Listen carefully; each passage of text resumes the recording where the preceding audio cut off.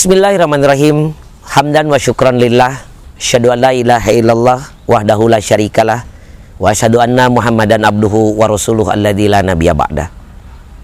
Sahabat yang dirahmati Allah, ada kalanya di dalam kehidupan sehari-hari kita berjumpa dengan kerabat, dengan teman, dengan sahabat, rekan sejawat yang itu mengganggu keikhlasan amal kita. Ada kalanya rekan, kerabat, bahkan sahabat yang bisa jadi sudah kenal bertahun-tahun lamanya itu mengganggu kehusuan kita. Bisa jadi mereka menggunjing kita dari belakang, bisa jadi mereka menjelek-jelekan kita, bahkan bisa jadi mereka menzolimi kita. Ingat, kalau seandainya kita mengetahui hadis ini, insya Allah kita tidak akan terpancing dengan hal-hal yang seperti tadi. Kenapa? Karena baginda Rasulullah SAW pernah bersabda, "Atadruna manil muflis?" Hai sahabatku, apakah engkau mengetahui siapa sebetulnya dari kalian semua itu yang dianggap muflis? Apa itu muflis? Muflis itu orang yang rugi, mungkin juga orang yang pailit, mungkin orang yang sedang dalam keadaan terpuruk. Kata para sahabat kepada baginda Rasulullah, "Al-muflisu fina man la mata'a wala dirham."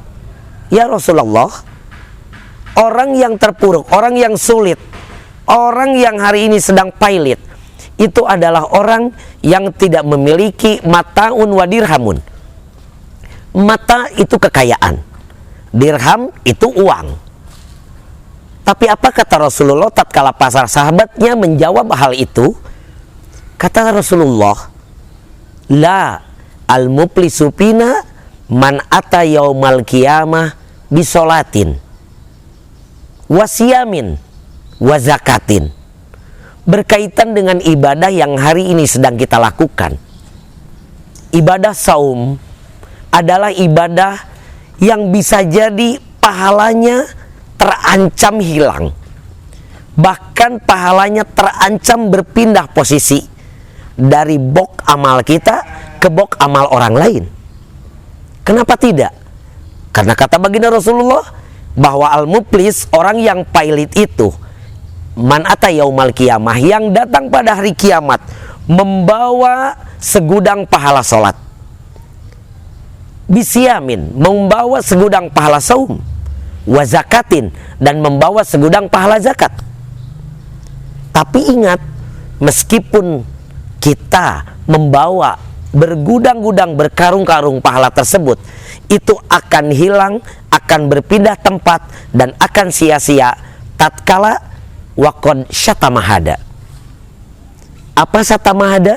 Syatamahada itu bisa jadi lisan kita tidak terkontrol, menyakiti teman kita, menyakiti kerabat kita, menyakiti sahabat kita.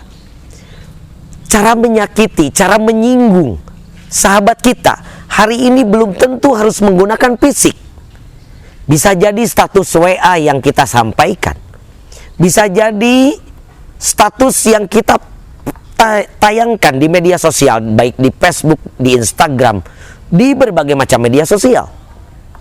Itu akan jadi potensi untuk menggeserkan pahala sholat kita, pahala saum kita yang sedang kita lakukan kepada kantongnya sahabat kita.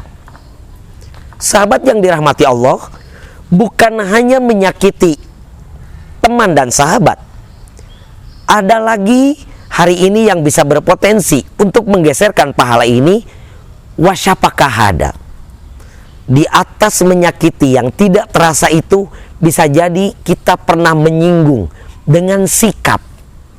Makanya pantas tatkala baginda Rasulullah diingatkan oleh Allah, ketika tanpa disengaja membiarkan, berpaling, tidak menyapa. Pada saat itu ada seorang sahabat yang buta, dan itu diabadikan oleh Allah di dalam Al-Quran. Sikap kita terhadap teman itu harus tetap kita jaga. Meskipun kita ahli sholat, meskipun kita ahli puasa, meskipun kita membayar zakat tidak pernah terlambat. Bahkan bisa jadi amal sedekah kita lebih daripada itu. Tetap perilaku kita harus kita jaga. Karena hal ini yang akan bisa membocorkan perahu-perahu amal kita. Sahabat, bagaimana jadinya kalau seandainya ada orang yang sebetulnya tidak memiliki stok pahala, tapi perilakunya sering sekali menggunjing, menyakiti orang lain? Rasulullah SAW mengisyaratkan di dalam hadis ini, bisa jadi kalau stok pahalanya ada, itu pahalanya dipindahkan kepada orang yang kita sakiti. Kalau seandainya masih belum cukup dibayar oleh pahala kita, itu dibalik seluruh dosa, kehilapan, kesalahan sahabat kita yang kita sakiti, mungkin yang pernah berkontak fisik dengan kita, bisa jadi dosa kehilapan dari sahabat kita, dari rekan kita, itu dipindah ke kita. Jadi pada dasarnya inilah yang dimaksud oleh baginda Rasul, orang-orang yang nanti di yaumil akhir akan dianggap pailit, akan dianggap rugi. Orang yang meskipun membawa segudang pahala sholat, membawa segudang pahala saum, membawa segudang pahala zakat, itu akan sia-sia, akan binasa.